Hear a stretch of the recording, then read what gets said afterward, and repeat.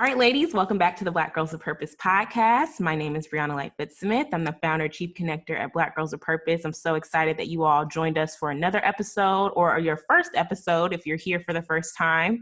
With me, I have Jessica Chinyelu Anibowei, who is just an awesome woman of God, but she has become like a mentor to me. I went through her sponsorship course, which we'll talk about in a little bit.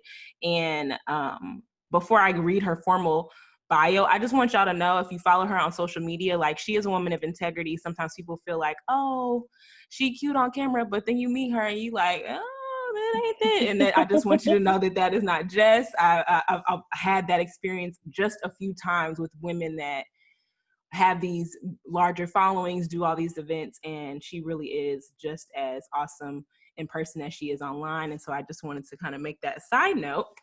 I want to go ahead and read her formal bio. So Jessica Chinyelu Anibowei is a Nigerian-American wife, mom, boss, and motherhood and lifestyle content creator based in Dallas, Texas. As a lover of all things family, business, beauty, fashion, faith, and fitness, Jessica has attracted an audience of over 34,000 followers and 600,000 views. Her passion for creating high-quality content has brought campaign partnerships with brands such as Herbal Essences, Kroger, Gillette, Wal-Mart, Reebok, NYX, and Brinker International, to name a few. She's been featured on BuzzFeed, DailyMail UK, Cosmopolitan, ABC News, Good Morning Texas, Brides, and many more media platforms. She received her Bachelor of Science in Government with an emphasis in legal studies and a Master of Business Administration while building her brand and nonprofit organization, Women of Purpose Network. And the Women of Purpose Network consists of 3,500 members and caters to 500 plus women at the annual Women of Purpose Conference. She's hosted 4 annual conferences where women gather for resources, connection, and fellowship, which is where I first met her in 2018. And whether she's giving you marriage and love advice, providing insight on how to keep your milk flowing as a breastfeeding mama, which I understand, tips on how to gain sponsorships and fund your event experience, or guidance on making prayer a lifestyle, Jessica's goal is to encourage, empower, educate, entertain, and influence her readers to go out and claim what's rightfully theirs and live the life that they imagine.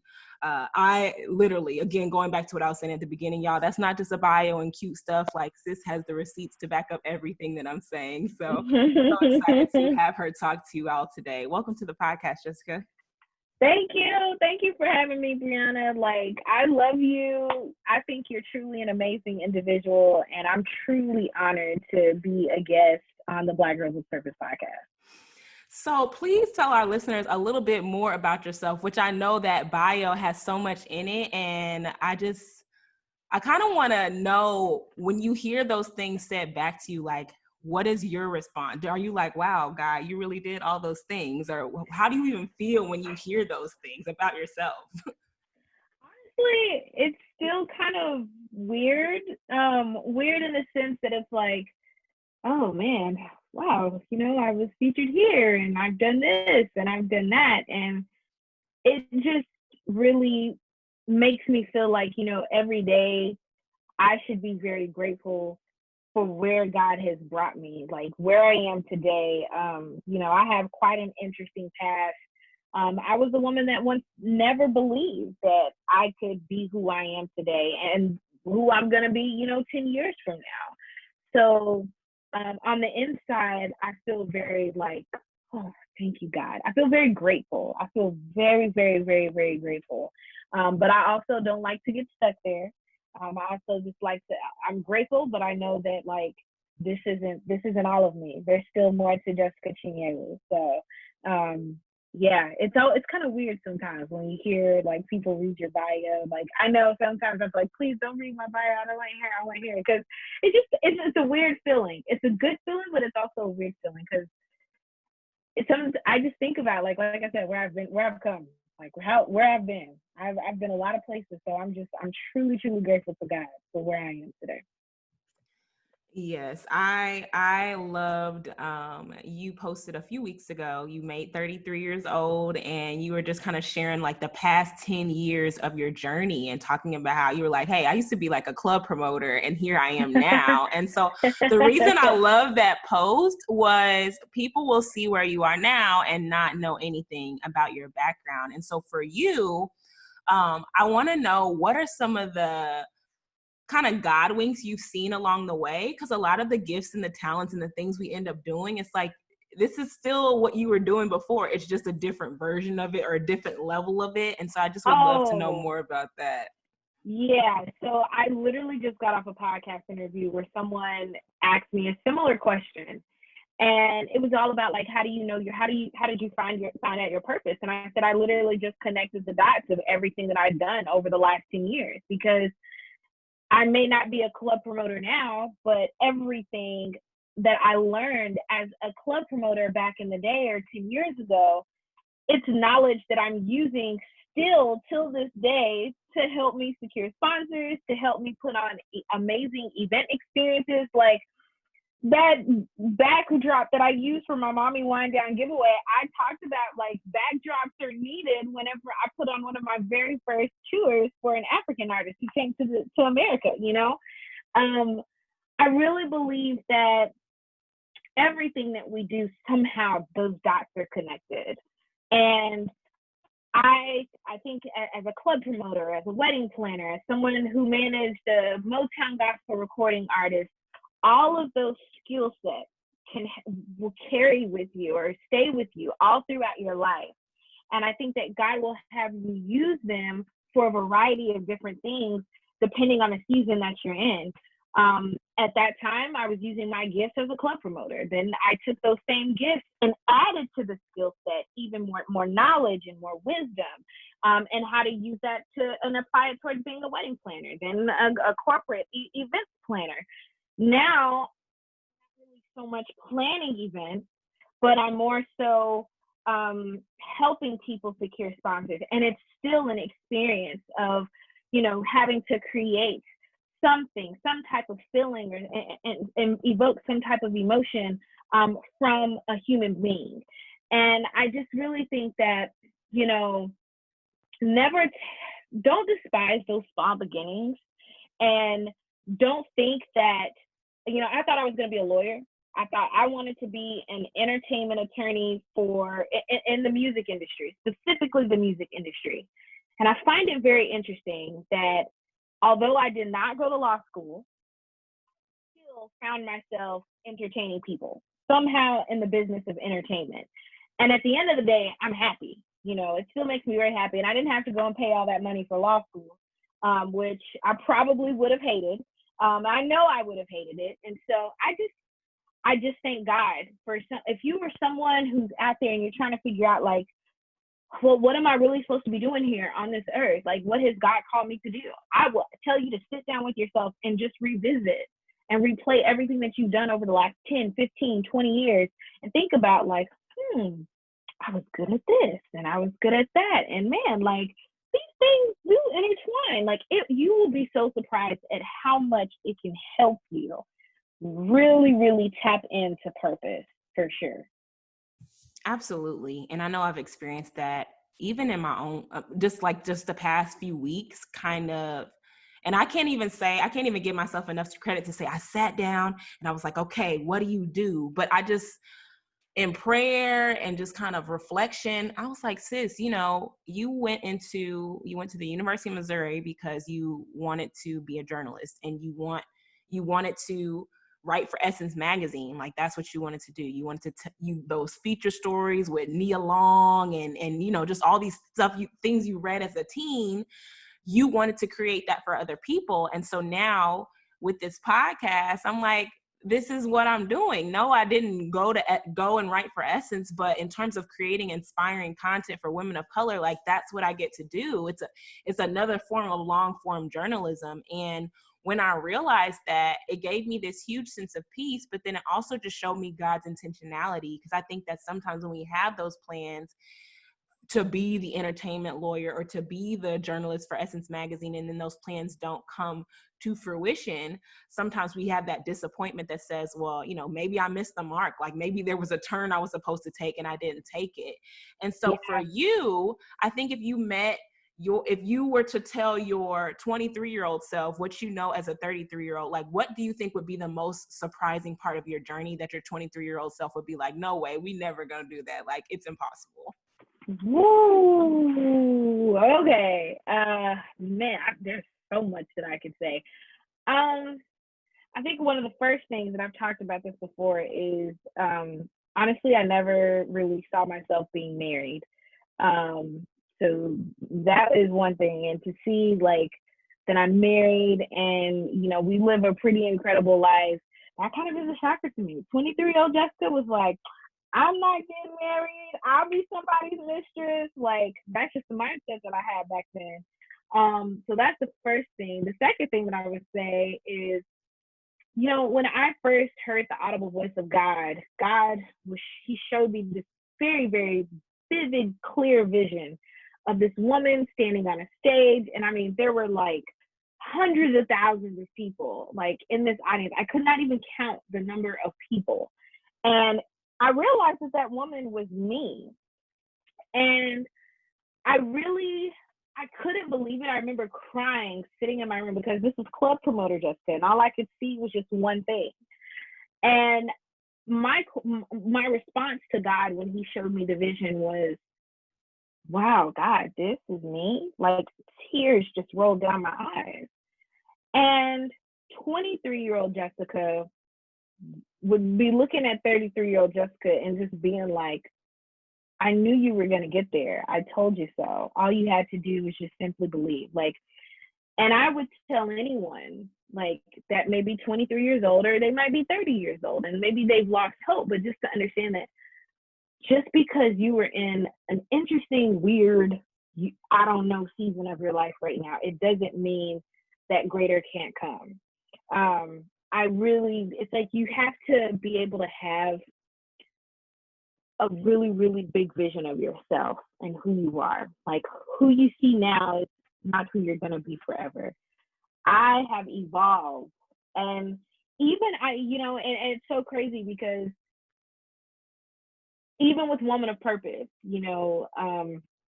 after a few years of doing that, and becoming a mom, I started to feel like, well, God, is this it? Because Woman of Purpose is not really going the way I thought it would go, and he was just like, but this isn't it. I have more. Like, remember that vision that I showed you? Like, yes, you had success with this conference.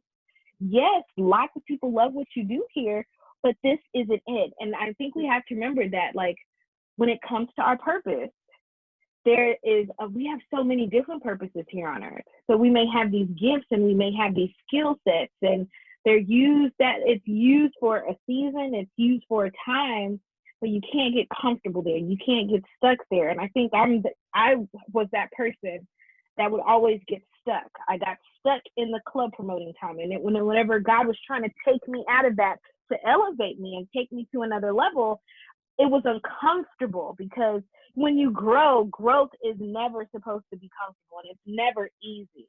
And so I grew and I matured to Woman of Purpose, and I got stuck there. And he was like, all right, like, yes, you're still Woman of Purpose, but I need you to grow so that way I can teach you some other things, because I'm trying to get you to that woman that was in that vision that I showed you in 2009. And each time, that is the reminder for me that this is the purpose that God has me on. Purpose does not have a destination. Purpose is there's no destination. And I think that a lot of us get stuck with, well, I'm supposed to be here and I'm not there yet.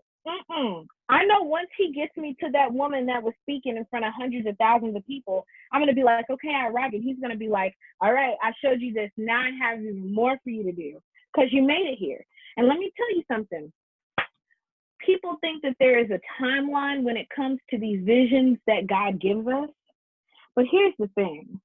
Sometimes I really do believe that we can get there much quicker. We really can. But it's us that causes the delays. It's not God. sometimes we aren't ready. Sometimes we don't have the wisdom. Sometimes he's just like, if I get you there right now, if I put you there right now, if you were there right now, you wouldn't even know how to handle it. So a lot of times it's us, it's our mindset, it's what's inside of us that's keeping us from getting to these certain places. And I'll be honest, like, I think I'm almost there to that vision, but I know even with that vision that God showed me, that's not the end. So I'm excited about what's to come. Like every day, I'm just like, yes, God, yes. Like, and this has been 2020 has been the most rewarding yet the most challenging year ever for me. It really has. But I've seen the growth, and I have done some things that I never ever thought that I would do. But that's just, I was claiming in 2019 that this is the year that Jessica is walking in her greatest self, and I believe that with everything in me, and I'm seeing the results of it, reaping the benefits of it. I'm just having that mindset. So yeah, I just said a whole lot to 23-year-old self, to 33-year-old self. Yeah, a lot. But I honestly really did not think 23-year-old Jessica did not think that she would be where she is today. Mm-mm. Mm-mm. But I mean, you said a lot, but that's 10 years of wisdom, right? Like consolidated into a few minutes. And I think one of the things you said that I loved the most was that we have to see ourselves as bigger than we are, and then like not getting stuck. Because a lot of people look at getting stuck as, okay, you're in the season of depression, things didn't go well, and so you are stuck. But sometimes it is that, how can things get any better than this? I'm just gonna stay here. And God's like, no, I have more for you. Me and one of my closest friends, we talk about Abraham and his dad, and how his dad was supposed to go to Canaan, and he never did. He just was like, hey, this is cool enough for me, we'll settle here. And I think that a lot of times, I mean, we see that with the Israelites. They were supposed to go, some of them were supposed to go into Canaan as well. They were like, we're just going to stay on this side of the Jordan River. We've seen enough. And I think that fear plays a big part into that, because I know for me, especially these past few weeks, and I've just realized, like, and we were talking about this offline, it's not just about your business. When your business is bigger, so is your responsibility. Or when your influence is bigger, so is your responsibility. Or when your family is bigger, so is your responsibility. You know, you think about people who, you said you never thought you'd be married, and I was the same way. But I realized, like, okay, you get married, but now there's a different level of responsibility. I don't get to just say, I'm gonna do this. This is where I wanted to get my hair done this week. And my husband was like, nah, let's wait on it. And I was like, okay, I'm gonna practice this submission situation, and I'm gonna wait on it because you said. And I'm looking at God like, did you see, Lord? I was obedient. But people look at just the perks of it and don't look at the responsibility portion of it. And literally, Scripture talks about, like, for the one who's given much, like, you'll be given more, and the person who doesn't have anything, what they have will be taken away. And I only found out I only got real understanding about that scripture in recent weeks as well, where that scripture is talking about knowledge. Like, God's like, hey, if you continue to seek me for knowledge, you'll get more knowledge. But if you bury the knowledge I've given you in the ground, then you're not going to get any more. Same thing with your gifts. If you continue to use your gifts, yes, I'm going to enlarge your territory, because I see, okay, if I give this to Jess, if I give her this platform, she's going to use it for me. As opposed to if I take these gifts and I bury them in the ground, God's like, well, again, with the parable of the talents, he's like, okay, well, I'm going to take this one little talent you had, and I'm going to give it to the person with the 10 talents, because you've shown me you're so afraid of what could happen that you're not willing to do anything. And I just want to know what your piece of advice is for people who are so caught up with the potential or the what am I going to do next that they never do anything. Man, that's a really, really good question. So for the people who, I feel like, for me, and I love sharing personal stories, because I feel like I've been there before, to where I wouldn't do anything else because I was like, well, I have this one thing, so I'm going to continue with this one thing until I figure it out.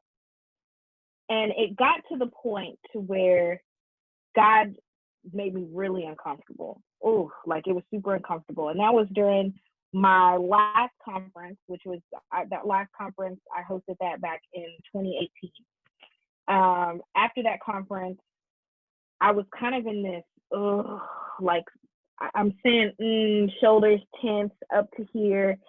I just had enough. You know, I was so ready for that conference to be over because I was like, God, I know that you've been telling me to take a pause, but I don't want to take a pause because I don't understand what the other side is going to look like. All I've had is Woman of Purpose. It's all I know. I left the club scene. I don't know what's next. And what are people going to think? Are people going to think I'm a failure because I haven't done this? So I would rather be disobedient and continue with something that I know that God has been asking me not to do, all for the sake of what will people think? And also because I don't fully understand what's on the other side. And finally, I gave that up. I gave it up. And when I gave that up, I promise you, the game changed. Everything changed. That was when I sat down and did a whiteboard strategy with God. My assistant had a whiteboard that she gave me. I'd had that whiteboard for 6 months and did nothing with it. It sat like behind a table in my house. And I remember I took about 2 weeks off from anything Woman of Purpose. I paid everybody. I didn't open up any emails. I didn't talk about it on social media. I didn't log into the social media page. And I finally was like, okay, God. And my kid was taking a nap. My husband was at work. And I sat in my living room, TV off, house was quiet. And I was like, I wrote down on my whiteboard, God, how do I monetize my gift? And he said, his response back was, what have you done over the last 10 years? After that, I wrote everything down and he said, okay, now out of all of these things that you've written down, what do you not want for your next 10 years or like for what's to come? I was like, I definitely don't want to do wedding planning. I definitely don't want to do any more club promoting. I never want to have to go back and work for someone else. And he said, all right, now let me help you put together a strategy so that way you can truly make money the way you're supposed to. Girl, after that, my course came. I started getting booked for speaking engagements, influencer opportunities just started coming from everywhere. Jonathan got signed by a record label and I started making money that I was like, wait, things just happen so quickly. And it goes back to me saying, like, God was waiting on me to be obedient. He was waiting on me to wake up to the rest of what he had for me. It was me blocking myself from his blessings. I was like, dang, I probably shouldn't have had that 2018 conference when in my spirit, I knew I wasn't even really comfortable doing it. I just did it for the sake of looking good to people. You understand what I'm saying? But he was just like, God never wanted me to do that in the first place. But I was trying to continue doing something. And so if there's anybody out there that is in this place of, I'm just not going to do, or I'm going to continue doing me, knowing good and well that God is trying to move you out of where you are, or you just simply are like, I'm not going to move at all because I'm afraid, I would tell you, like, don't make the mistake of blocking yourself from some of your greatest blessings, all because people pleasing, of fear of what people are going to think about you, fully not understanding. I did not understand what was on the other side, but what I did understand was God gave me clarity. And really, a lot of times people don't move because they don't have clarity. So my response to people who may not be moving is get clarity. God will give you that clarity. I'm sitting right, girl, let me show you. I'm in a closet right now. I have 2 whiteboards. I got a third one downstairs. When I don't have clarity about something, better believe I'm grabbing my whiteboard and I'm like, okay, God, I'll ask him, how we doing this? How we gonna make this happen? How we gonna do it? If you don't understand, simply ask God. And I think a lot of times we don't take the time to ask God serious questions. Like God, he will speak. He does speak. And he might, sometimes people think that God, he gonna speak in this voice. But God speaks through human beings. God speaks through animals. God speaks through nature. God speaks through books. He speaks through music. I cannot tell you the number of ideas that I've gotten just from simply asking God a question. And in that moment of being in my quietness and my stillness, he answers. And it could even be sometimes through me scrolling on Instagram. And I'll be like, oh, he just gave me the answer. Or he might say, go Google this. Or call this person. Or, you know what? Sit on it for a minute. Or why don't you record this in your voice notes? Or just write everything down and then come back to it. But the whole idea is, I know that I've written down on a whiteboard something that helps me, give me clarity. And I think people are just lacking clarity a lot of times. Get clarity. So many things came to my mind when you were talking. First, I thought about James, which says, if any of you lacks wisdom, ask God and he'll give it willingly. Like, that was one. But then also talking how scripture talks about how God is a rewarder of those who seek him. Like, and I've been guilty of this, and I wrote about this in my first book, The Black Girl's Guide to Living on Purpose. Like, for so long, I thought that God was confined to the walls of the church. Like, hey, if it got to do with the sermon or the choir, cool, talk to me. If it ain't got to do with that, I'm not really trying to hear it. And, you know, kind of speaking to what you're talking about just now, I felt limited, and not only in my relationship with him, but in my life. I felt like, is this it? Like, I don't feel, you know, I'm just not really feeling abundant. All the stuff I'm reading about, I'm not really feeling that. And so to hear you just talk about how intentional you are, because it takes intentionality to sit down and say, hey, God, and it takes humility as well. I don't know about this. I know I got the idea, but now that I'm trying to execute it, I'm like, you know what? Maybe that ain't, oh, girl, not anymore, you know? And today someone told me about this restorative posture. And so I was laying on your couch, like in an L shape. You lay on your back and then you put your feet over the side of the couch for 15 minutes, just lay there for 15 minutes. And as I'm laying there, I'm talking to God like, well, Lord, we got some time. Anything you want to just talk to me about? And I'm in the process of starting to get like some job descriptions together, because I want to hire a podcast manager. I've been wanting to hire for a really long time, but I just been like, and you know, you kind of be like, well, who gonna pay for that, Lord? Da, da, da, da. But I'm like, if it keeps coming up, if I keep feeling like I should be hiring someone, then it's not, obedience is my job and the outcome is God's. He'll bring the right people. I don't have to worry about the delivery of the person, the stature of the person, the character of a person. And so that's really been where my focus is. But he gave me the start of a job description. He gave me a pay rate. He gave me how many hours a week so that I wouldn't break the bank. And I'm like, Lord, you really out? And I'm like, let me get a pen so I can write this stuff down really quickly. So I don't miss anything, you know? And so I just love that you're that intentional about being able to say, God, hey, I don't know this. And what I do know, like, I kind of need you to fill in the rest of it. Because there's always more with him. That's what I noticed, is that there's always more with him. Yep.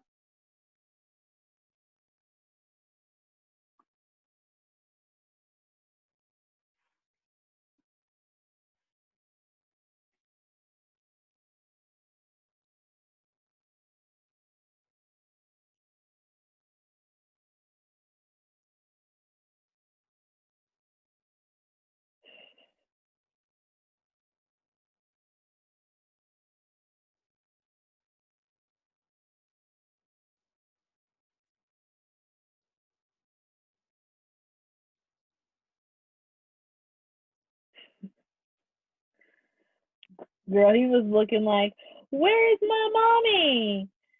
Girl, that is the reason why I'm in the closet.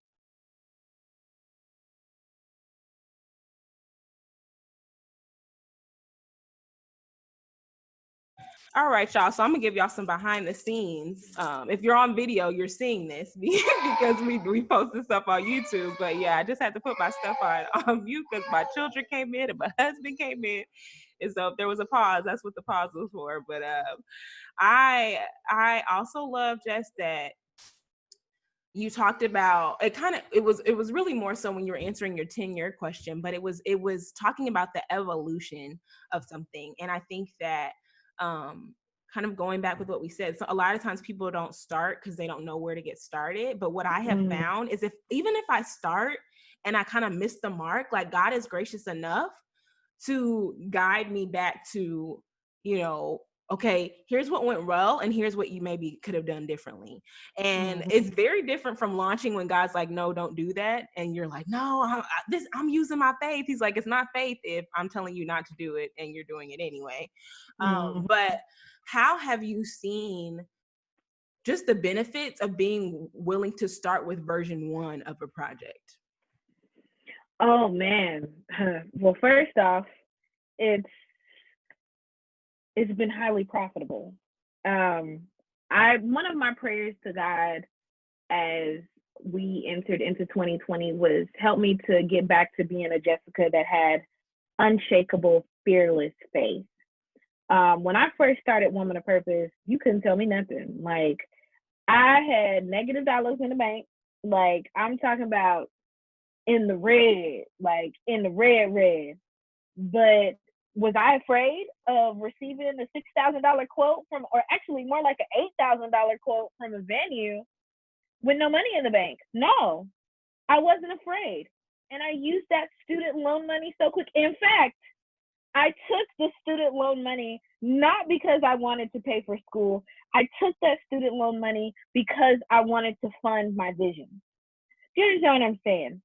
I didn't care about school. Like, I knew when I went to college, that college degree wasn't going to do nothing for me. Ask me what I studied in school, and girl, I cannot even tell you. Like, it was nothing to me. That money was used to fund my vision. And I would just tell anybody out there that may be trying to figure out, like, okay, how do I do this thing? How do I pay for this thing? Like, I think honestly, and also, does it have to be perfect? No, it doesn't have to be perfect. Like, I just let God give me the step by step. And I'm like, okay, I may not fully understand what it's going to look like 20 steps from now, but let me at least get from point A to point B. And I think trying to figure out what Z looks like, or how do I get to Z, but I haven't even figured out A to B to C, you're holding yourself back.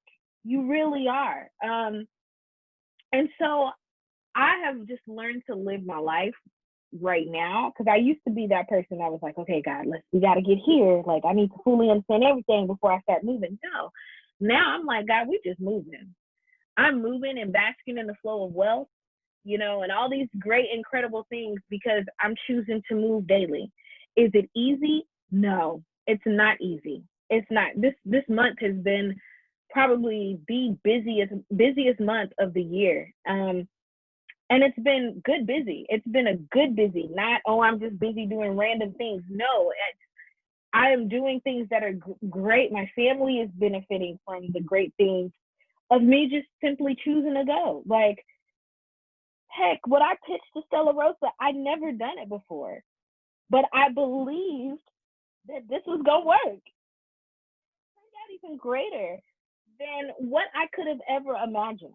Do you understand what I'm saying? And that's why you just gotta go. Am I gonna pitch something super crazy to another brand? Absolutely. Because right now I am back to the Jessica that has this unshakable, fearless faith. And I believe that as long as I have God on my side, and He is the one that's telling me that you can do it, Jessica. Oh, you damn right, I'm gonna do it.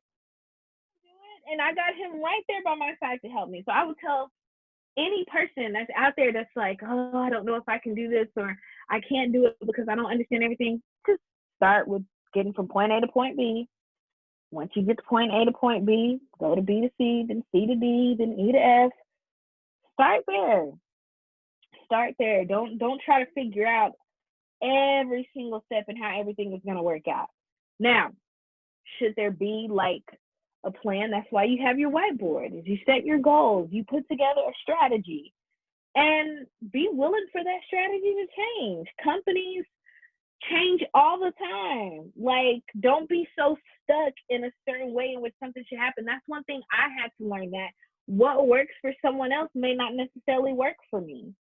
Does that mean that I'm not going to make money, or that my business is not going to thrive and be profitable? No, it just means that that person just made it in one way and I'll make it in another. And it's completely okay. It's completely okay. That's something else I had to learn, was to just understand that, we look at a lot of people online. Everybody's, to have access to people is so much easier now because of social media. And I had to just really learn how to be very content with where I am in my season and in my life. And I can't be looking at no single woman that ain't got no kids, ain't married, how she's living her life and how her business is thriving, and think that I can achieve the same success in which how she did it, because our lifestyles are very, very different. The amount of time that she has to spend on her business is not the same amount of time that I have. So yes, she may have a different type of success that I one day will also get. It might just take me a little bit longer because of the way my life is set up and the way I'm set up in my life. And you've got to understand that. You have to understand that and be okay with that. So that's what I would say. So good. I mean, and y'all, if you're a part of our Activate community, if you've heard of our Activate community, we recently did a rebrand, because I realized, like, we're not out here helping women scale their businesses. We're helping them just move from idea to action. Like, I thought we were, targeting one demographic of people who had businesses that were established or organizations that were established. And I'm realizing a lot of people are like, hey, I've been sitting on this for like 3 years, and I feel like I need some accountability to move forward with it. And so it really is about taking the idea and turning it to action. And I cannot emphasize enough, y'all have heard me on this podcast talk about, like, God can't give you next steps if you don't even take the first one. The same thing with the GPS. You don't get directions on your phone unless you're moving. If you're moving forward, it's like, take a left, take a right. If you're not moving, your phone's like, okay, what are we doing? It's like, it's trying to recalculate because it doesn't even understand what's going on. And so I think just getting started is so important. So another thing that I know is a pretty common trend, and you kind of touched on this even with the Women of Purpose conference, is just I feel like a divine ability to pivot. When things don't go, you're like, okay, this is still going to happen. So even if we need to restructure it or repackage it, it's still going to happen. So how do you release things when you had a certain vision for it, but doesn't go the way you thought, and not release it as in, okay, forget it, it's never going to happen, but just say, no, I'm still committed to this. I just need to rethink how I'm going to do it. Oh yeah. This pandemic has taught me that I have truly become, I feel like I've become a queen of pivoting. I used to have a saying back in the day whenever I was a club promoter, and I'd have different women work with me, and things would change up all the time. And it was, if you can't go with the flow, then you got to go. And so I'm very much one of those people that's a go with the flow type of person. And this season, it wasn't difficult. I think being prepared, stay ready so you ain't got to get ready. And I feel like I had so much content and whiteboard. My whiteboard had different ideas. I just had to move quicker on one of those ideas. So when I was doing my course, and I realized, like, this is going to be my next cohort of my course, but people aren't buying into it because of COVID-19 and people feeling like nobody's going to want to sponsor an event. I was quickly able to transition that into, well, how about I teach you how to pitch as an influencer? And I already had influencer opportunities. I had my database. So it was easy to get people to sign up for a membership program, and it worked. And I tell you, like, it kept me going. Like, even the opportunities that I'm getting right now and working with different brands, all brands I pitched. So it was easy to pivot. But again, it was all stuff that I already had prepared, stuff that was already written down on my whiteboard. So it wasn't anything new. It's just stuff that I hadn't like started working on just yet because I was focused on the course. And I think that's something that you have to understand. One thing I've learned, a good friend of mine, she said, you are not just one company. You are a holding of multiple businesses. And so I have just learned that I'm not just woman of purpose. Like, I'm not just a sponsorship lady. I'm not just an influencer. I am Jessica Chinyelu, a woman who houses multiple thriving businesses. So because I have multiple thriving businesses during this pandemic, if one of them wasn't going the way I needed them to go, I had other things to rely on. And that's part of pivoting is, hey, and also understanding, like, how do you pivot in business? Well, focus on, you saw a lot of business out there. Like one of my girlfriends, she's a wedding gown designer. And with her business, girl, when people would stop buying wedding gowns, she was like, well, shoot, let me start making masks. And I mean, the type of media coverage that she got just from making masks, it helped her for when she got ready to release. And it also gave her the time to actually create a ready-made wear collection. Before, she was doing all custom. So she, because of the great pivot that she did, she could have been like, let me keep struggling to sell these dresses. But she made masks, got press coverage that now gave her the time, because she, wasn't really making wedding gowns. She was like, I'm going to use this time wisely and develop a ready-made wedding line. So I don't have to always focus on making custom gowns for people, and it'll save me time, have more time for my family. And now she just launched that. And I mean, it's just blown up because it helped to have being featured on Kelly Clarkson's show, and being featured on the Shade Room, and being featured on Fashion Bomb Daily, and being featured on the Good Morning America. Like, obviously everybody's seeing her stuff, you know what I'm saying? Like, but again, she was ready. She was ready for it. She saw like there is a need. And that's also a big thing. Like, when you pivot, you have to understand, what are people's needs? Like, what do people need right now? And is there a solution that I can offer for that? And am I going to look crazy by providing the solution? No, it's just called being smart. It's called being smart. Lots of companies did that. And that's just how you stay in the game and you stay ready.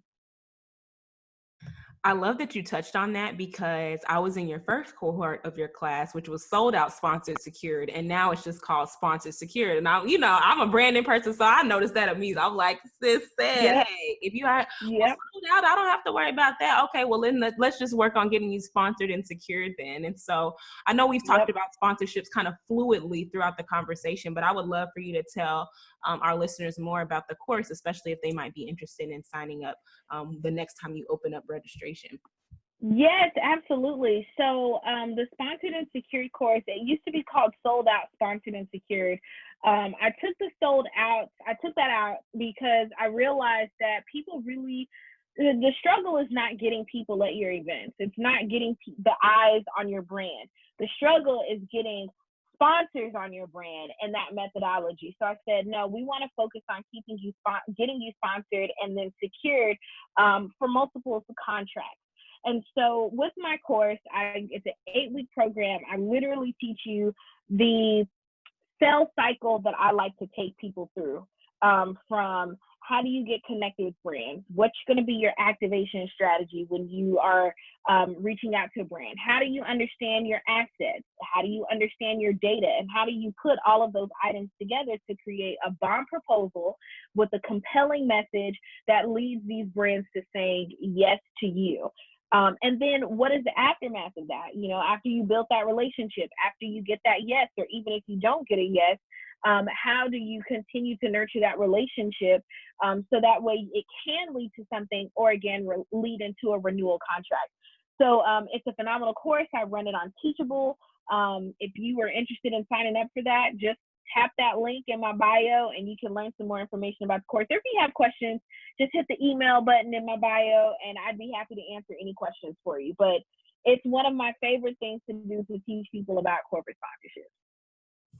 So when stuff starts to pop off, you're like, how did Bree get these sponsorships? This is the secret sauce. Because what I love that Jess has taught me and everyone that I was in class with, and then the second cohort as well, is just the process that goes into building those relationships, and how a lot of times when you talked about the sales cycle, like you may have been building this relationship a whole year before a brand ever writes you a check or before they ever say, yes, we want to do this campaign with you. And so I feel like it's really helped me in building up my patience. And it's also helped me to see, like, how bad do you want this? Because I have shared on this podcast, I am an education hoarder. I love taking courses. I love doing stuff. And last year, your course was the last course I took. And then I felt like I was like, don't do anything else. Like, just work on this and like get this really good. And when you feel like you're in a place where you know this enough where you can work on this and other things, then okay, maybe we can look at launching something else. But I feel like a lot of times as business owners, as small business owners, one, we're conscious of our coin, right? So we're not just, we like, okay, I want to make sure I'm getting a good return on investment, which is smart. But sometimes the time frame that we set up, like, okay, I want to be able to have something in 2 weeks.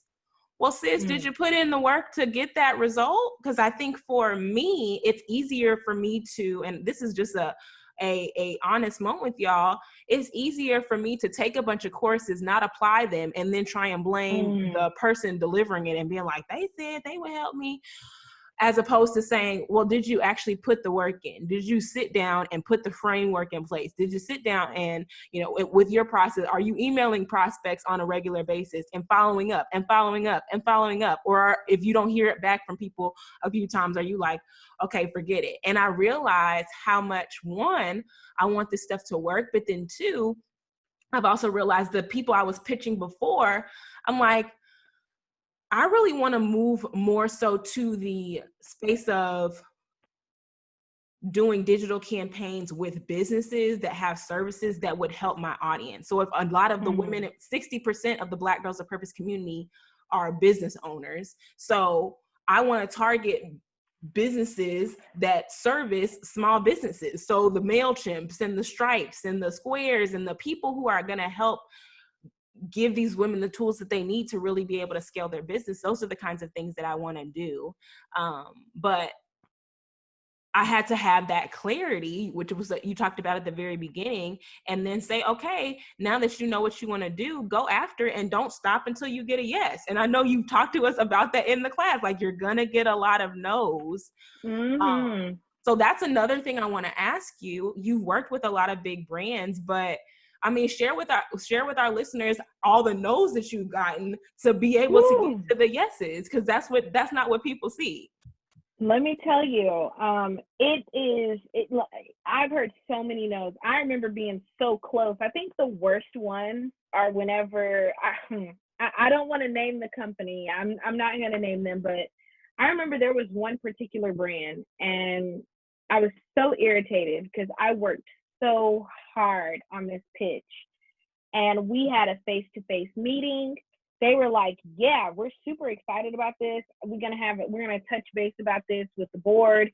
We're going to meet here. And the guy, he just stopped responding to my messages. And I was kind of like, well, what happened? Like, you were so excited about this. I sent you and your whole entire department tips treats. Like, y'all enjoyed my tips treats, like custom everything.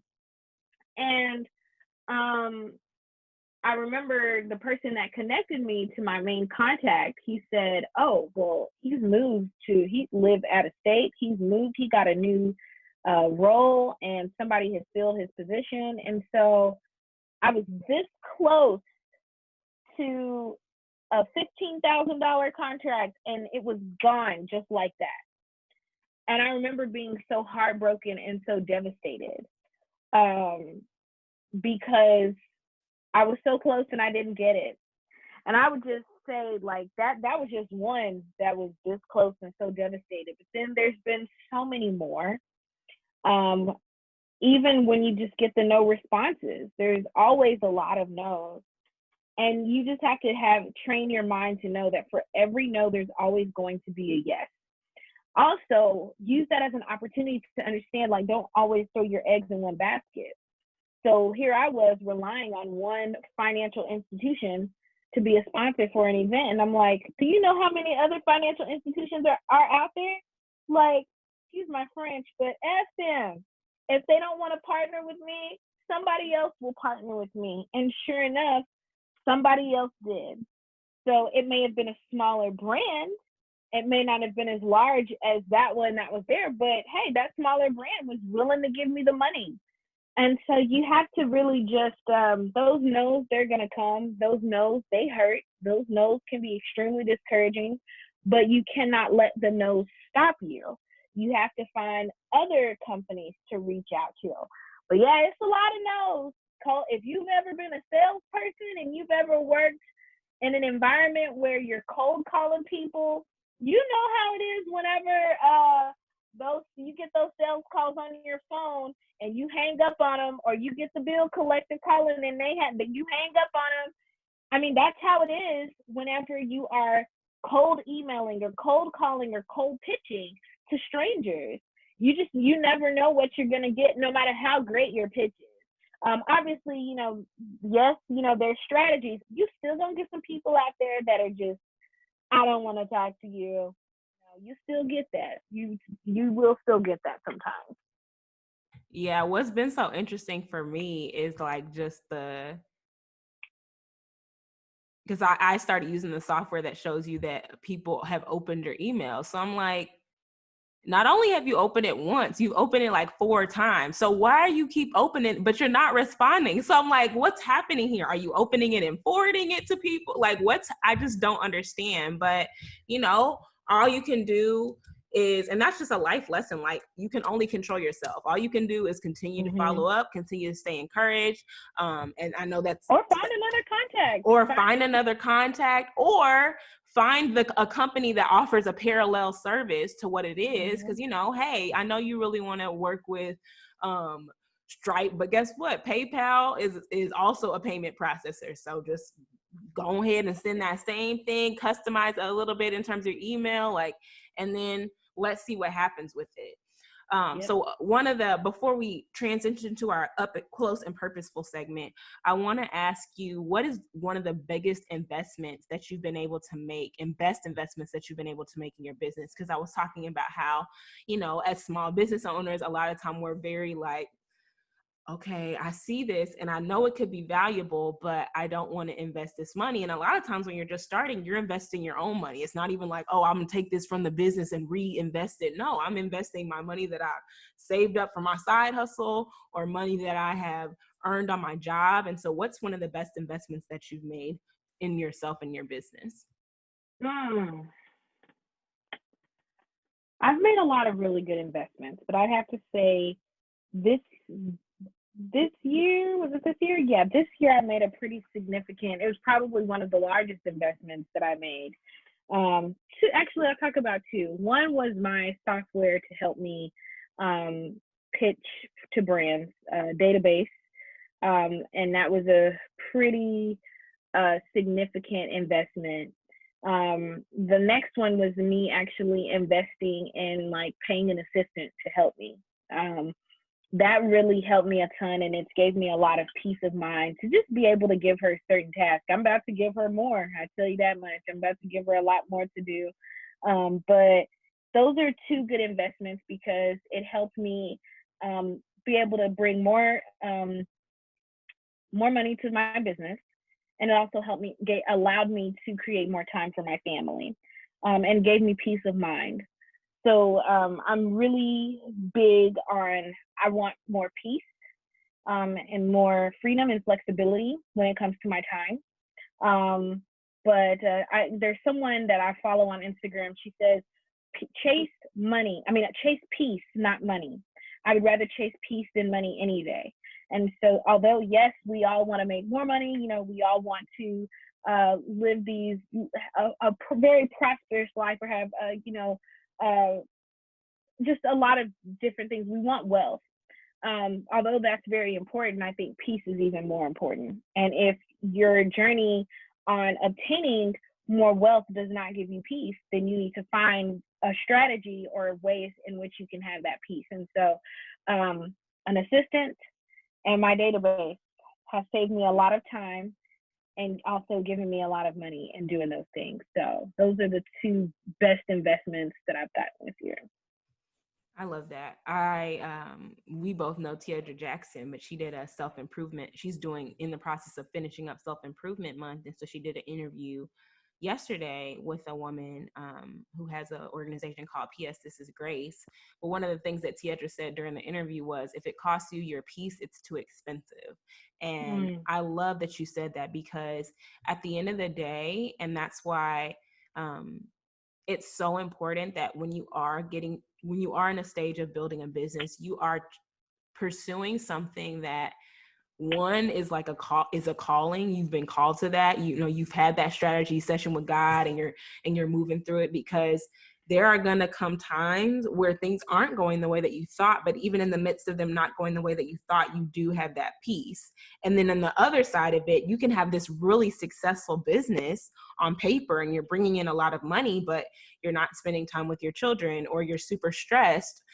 You're short with your spouse, or your friends can never connect with you. And so you really do have to count the cost, like scripture says, right? And really say, like, okay, this is what I'm saying I want to do, but what am I going to be giving up in exchange for it? And we were talking about this offline as well. I want to debunk the myth that you need to start a business if you want to do less. It's not, you don't do less. A lot of times you do more with your 9 to 5, depending on your position. When you leave that place, you're good until you come back and clock into work the next day. You're not having to check your email late into the night, and, depending on your type of business model, customer service. I know that's a huge reason my husband was like, I can't really get with this whole apparel brand too intensely, because I'm not trying to be answering emails from people who got the wrong size and now they're blaming me. Like just those kinds of things. I feel like people focus so much on the creative aspect or the final product that they don't see all the different pieces that have to go on behind it. Even with the influencer campaign.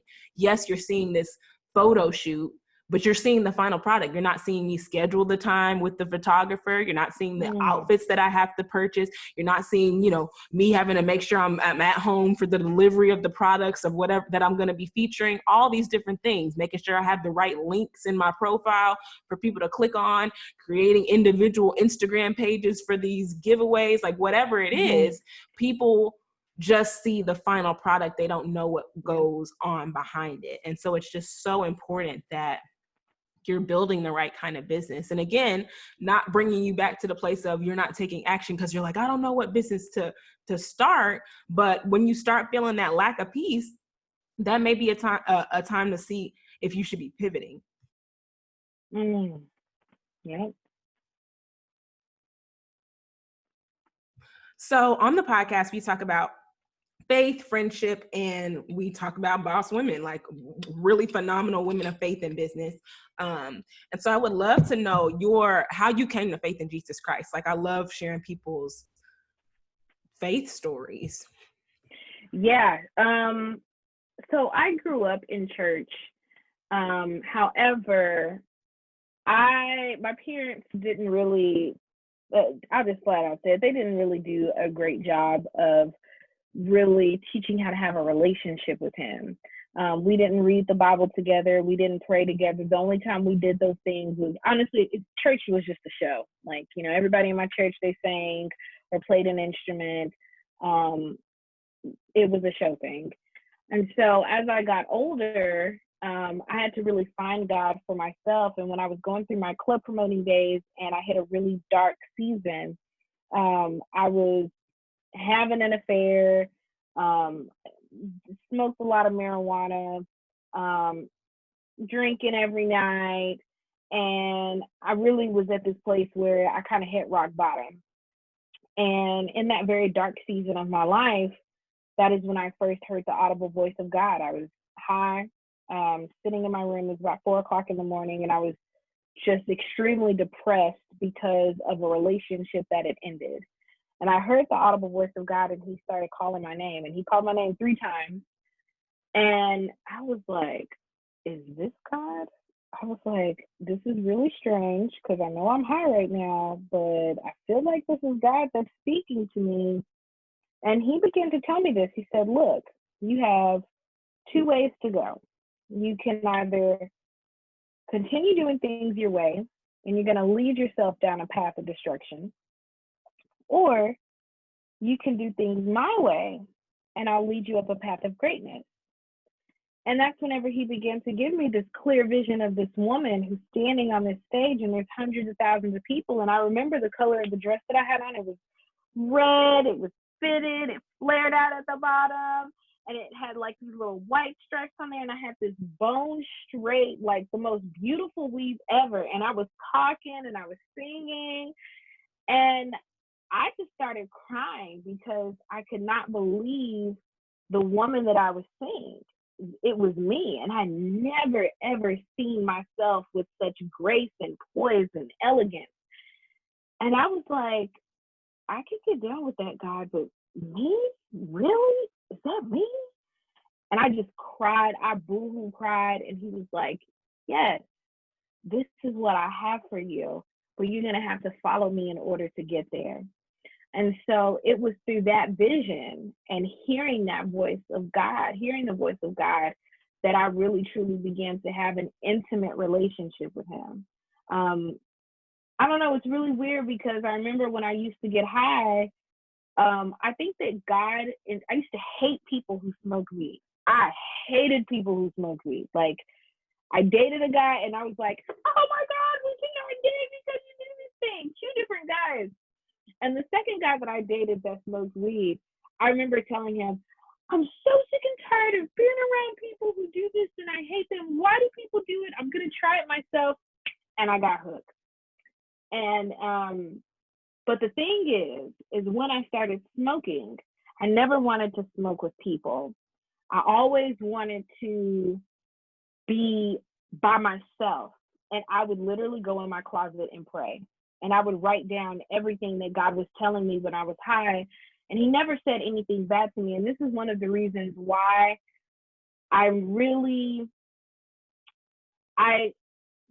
people always ask, like, well, why aren't you doing Woman of Purpose? And I said, because I hate perfect Christians. I hate overly religious people because they are stuck in such a box. And I don't believe that God ever wanted me to be in a religious box.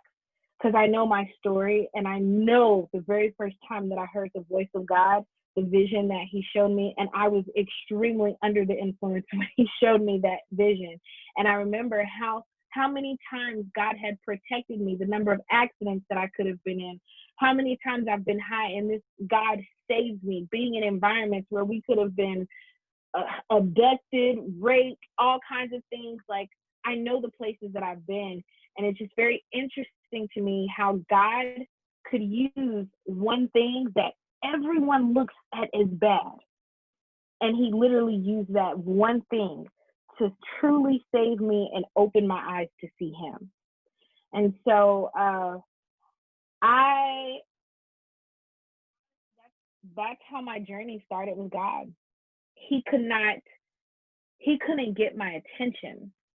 Had it not been for me, actually, everything serves a purpose. Nothing happens by accident. I don't think that God ever would have gotten my attention if I didn't actually take the time to slow down. And believe it or not, sitting down and smoking marijuana was one of those things that actually got me to slow down and sit down and listen to him. Probably one of the only times that I would sit down and listen to him. Other than that, I was too fast paced. I wouldn't stop. I couldn't hear him because I wouldn't. But yeah, that's not to say that I just sit around smoking marijuana all the time now, because I do realize anything that is an addictive substance is not good, and you need to be cautious with that. You also need to understand the spirits that are associated with it, so you have to be cautious of that as well too. But that is how my intimate journey with God started.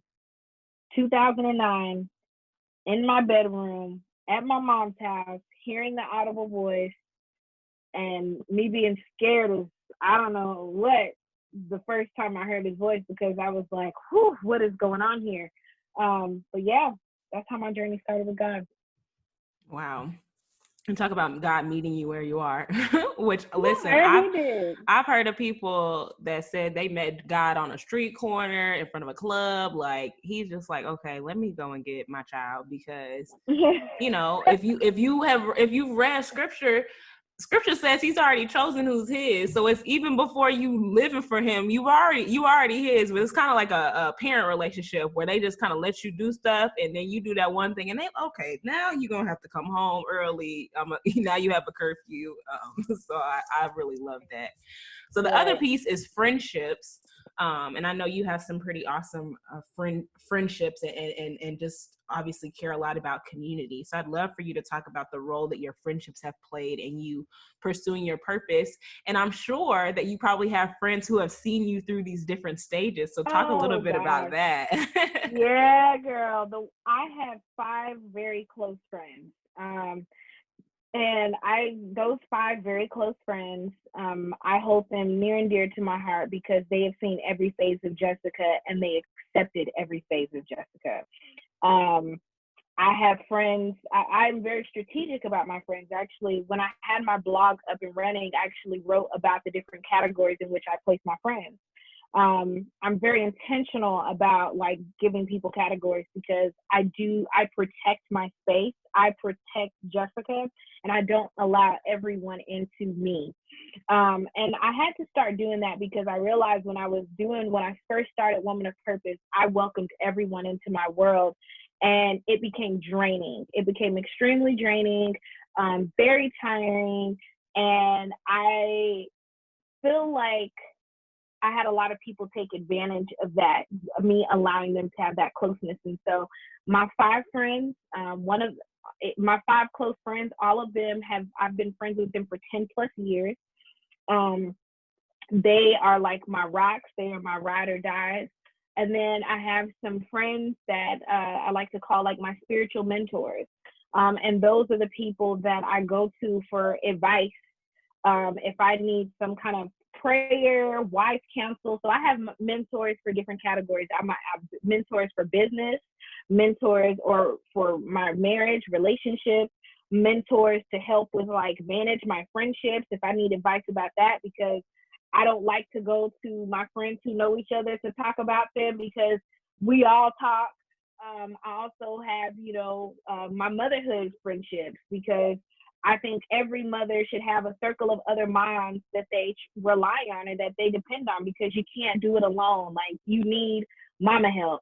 And then there's also like your money friends, and I think every woman should have a gang of women who are killing it and who really understand how to manage their money, how to invest. One of my homegirls, like, we're really getting to know one another more, but I paid for her course, because I want to learn how to invest in the stock market, and I respect what she does, but she is someone that I consider like, yes, she's a friend, but I also understand that she's one of my money friends. So you have to categorize people. Then there's the associates. Then there are the people that I mentor. Then there are the people that, it's kind of like a high and by, like, you're in the seasonal friends. You're kind of in my life for a season. Then there are those people who only want to attach themselves to you just because of what you do and who you are. I recognize those very clearly, and I'm not mean to them. I'm not rude to those people, but I also like understand they may not know that I see it, but I see it. So I'm always respectful about things, but I keep those people in a category. Like, I definitely do. So my 5 friends, I know I talk about these 5 friends, and I've talked about these 5 friends for years, and I'm pretty sure there might be some people that be like, well, how did I enter into that circle of those 5 friends? Do you ever think that those people will change? And I do believe, like, I have a great friend. Her name is Elizabeth. Because I have a best friend named Elizabeth, and then there's another really good friend, Elizabeth. I was a bridesmaid in her wedding, and she was also a bridesmaid in mine. And I really do believe that she is truly a rock and a lifetime friend. And I haven't known her as long as some of my other 5 friends, but she's just, she's trustworthy. She's there. Like, the relationship is reciprocal. We're not really looking for anything from one another. And I feel like my lifetime friendships, or the best friends that I have in my life, we all are doing different things. Like, I don't think that anything that we're all doing is similar. They're just there. We just genuinely love one another, not because of what we do. And I think as you get older, it's kind of hard to like find those type of people, because these days everybody's looking for something. Everybody's looking at what you can do for them. And I am very cautious of who I welcome into my space, who I welcome into my home, who I welcome into my circles. I'm very cautious about that. And I don't hide that either. Like, I don't. But I think as you get older, you have to, though, because girl, I'm a spiritual person, so I don't welcome every spirit in my space. I just don't. So that's how it is with my friends. That's how it is. And what you talked about was just boundaries, right? Like, and I think, you know, as people who are, it's interesting. I won't say like people who, I'll just say women who cultivate community, like for a living in some kind of capacity, whether it's online or events or whatever the case may be. Sometimes it's hard because that natural desire to connect with people pours in. So you're like, yes, everyone can be my friend. But like you said, you just kind of get to a place of burnout. And I think you also see who's there for you no matter what is happening, like people who are checking on you consistently. And I know my closest friends are people I've known, like you say, either 10 years or longer, or or people who have come in recently, but it's been such a God thing where I'm like, no, you were supposed to be in my life for sure. Like my mommy friends it's two women, and they happen to be sisters, and they are like prayer partners, prayer warriors with me. Our kids have play dates and everything, and it's just been such a blessing. But I've only known them maybe 2 to 3 years max. But it's one of those instant, yes, we gonna be like, one of them is Sophia, who you know, because she was in the sponsorship course with me. But that's my sister. They teased about me being another sister, like they're sisters, but they like, you my sister, you're our little sister too. So and I think it's important to, while you, like you said, create those boundaries, also understand where you may be in a situation where that friendship is bringing that desire out of you to remove that boundary for them, because you're like, no, this really is genuine. You don't have to check a bunch of boxes, or we don't have to know each other by a certain amount of time for me to say this is my right. So I think that's important. Cool. Well, segmenting and pushing on to our up close and purposeful questions. These are questions we ask all of our guests. I'm going to ask you the first one, and it is, what does it mean to you to be a Black girl with purpose? For me to be a Black girl with purpose is really honestly just being a Black woman who truly serves and makes impact and does what she can for Black women. You know, our Black women are really going through a lot. We've always gone through a lot. The Black community is going through a lot, period. And so I think the Black girl with purpose really does what she can to uplift, really does what she can to encourage, does what she can to provide resources. And that's really what I am doing my best to do on a daily basis, is how can I help Black women? When I started my course, I made it very clear in the beginning of my course, like now I'm starting to get white folks in there, but I made it very clear that I'm here to help Black women. And it says that on my new website that is coming out, you know? And I'm not ashamed of saying that and ashamed of hiding that, you know? White people do it too. So that is what a Black girl with purpose is to me. What is your go-to scripture or go-to scriptures when you are in need of encouragement? Ooh, man. So my first one, and I love this, Habakkuk chapter 2, verse 3. Write the vision down, make it plain and clear, so those that see it may run with it, and that person is you. I'm really big on anytime I'm not clear on something or something just doesn't feel right, I start writing down. So that is a big encouragement to me. Also, the book of Joshua, especially chapter 1, the number of times that God is saying, you know, to meditate on his word day and night. This book shall depart, you know, just keep it close to you day and night. And so I'm really big on like meditation. Like anytime I don't have peace of mind about something, or anytime I feel like just off balance, I always go back to, well, have you meditated? Like, and during this pandemic, you know, obviously with husband being at home, kiddo being at the time he was at home, and I was like, I just found a meditation routine. I would drop him off from school, go walk for an hour, and then come back home and have like 45 minutes of meditation time, fill my house with just all kinds of praise and meditation music. And then all that changed, and I was like, and so I went through you know, just a long time of just being off balance. And I was off balance because I wasn't having my proper meditation time. So the book of Joshua, some good instruction on meditating day and night. That is encouragement. It reminds me, I always go back to that. So good. So normally I ask, what would you tell someone who doesn't know how to get started? But we have talked about that in length, y'all. If you, in case you missed it, get started. That is the key to getting started, is just getting started. So I'll skip past that question. But my next question is, what do you find yourself most grateful for in this season? Oh man, I feel like I'm so grateful for a lot of things. And I probably should name all of them. I'm grateful for my family. I'm grateful for my husband, especially because my husband allows me to do me. And some people may not have that blessing for like of a supportive husband who's just like, whatever it is that you want to do, I'm there right by you. You know, how can I help? How can I assist?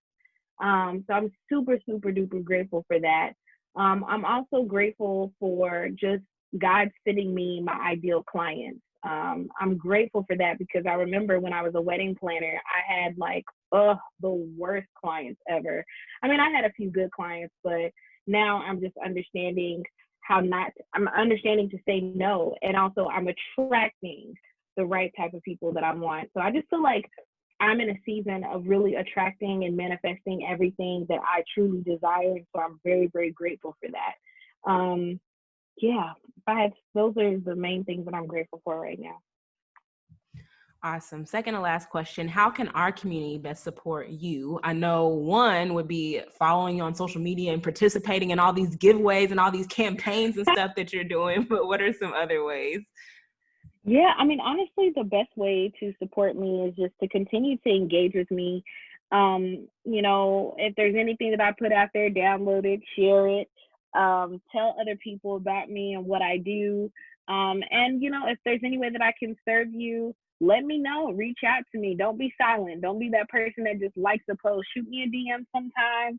I do respond back. I really do. I may not respond back right away, but I eventually do respond back. Yes, y'all, she's serious. She's not gassing herself up for real. Like, and you know, sometimes you look at people's follower account and be like, I'm gonna send this, but they're not gonna respond. But she really does respond. And I can really say that as a student too. She's like, no, I really want to see you succeed. So how can we do something like yes, happening? Yes.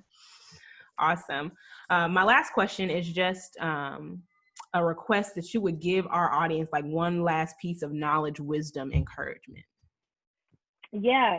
Something that my uncle always used to tell us back in the day was, my uncle's a little crazy, so he would say a curse word, but I'm gonna leave that cuss word out.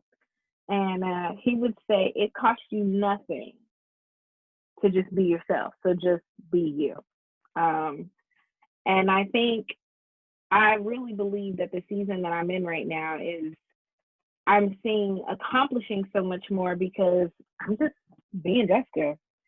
And I love where I'm at right now. Like, I think a lot of the things that I'm doing, some of the partnerships that I'm on and things that I'm just achieving right now, I was afraid to do it because of the religious box that I placed myself in. You never see me before sipping on a glass of wine on my Instagram page. And I was even ashamed to talk about, you know, my struggles with marijuana. And it was because of being around certain individuals who trained or Christians who will train you to always be perfect. But one thing that I'm a believer in is don't sell people lies. And I'm not a perfect human being. I don't strive to be perfect. I just strive to be me. And through being me, I think that people will be encouraged by that. And so I would just encourage you to be yourself. Don't be ashamed of your flaws. Don't be afraid of those flaws. Share those with people, because there is somebody out there just like you who, if you're selling them perfection, they're going to believe the lie that you're selling them. Perfection is a lie. It really is a lie. So I believe that you can truly accomplish more. You can truly, truly accomplish more by being raw and authentic with people. Just be you. It costs nothing to just be you. It costs you a lot of time and energy to try to be something that you're not.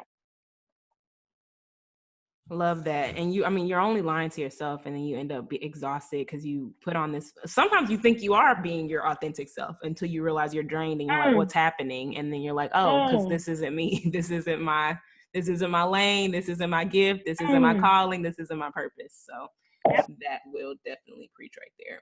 So how can our listeners stay connected with you? Share your website, your social media handles, all that. Yes. Yep. All you got to do is follow me at Jessica Chinyelu on Instagram. I love Instagram. It's such a fun platform for me. And on, if you click the link in my bio, there is like everything there. You can do my house tour. I just recently did my closet, so you can check out my closet tour. There's free resources there. And then if you don't find what you're looking for, clicking that link in my bio, which leads to my website and my YouTube channel and all the other things, feel free to just hit the email button on my Instagram page and it will get you to email me. You can also visit my website, which is jessicachinyelu.com. And I'm working on the Sponsorship Lady website right now as we speak. So it should be out soon. Awesome. Well, thank you so much, Jess. This has been an awesome episode for me. I tell people, I'm like, this is why I started the podcast, because I was having these bomb conversations with women, and I'm like, y'all, I can't transcribe all of this. Like, you're just not getting all the nuggets. So I'm just going to have to put it on audio so you can hear it for yourself. But I know there were a lot of things that encouraged me, and I'm glad that our audience got to meet you virtually, and just am so excited to continue to see the things that God's doing through your business. Yes, thank you so much for having me, Bree. I appreciate you, and I thank you for this opportunity.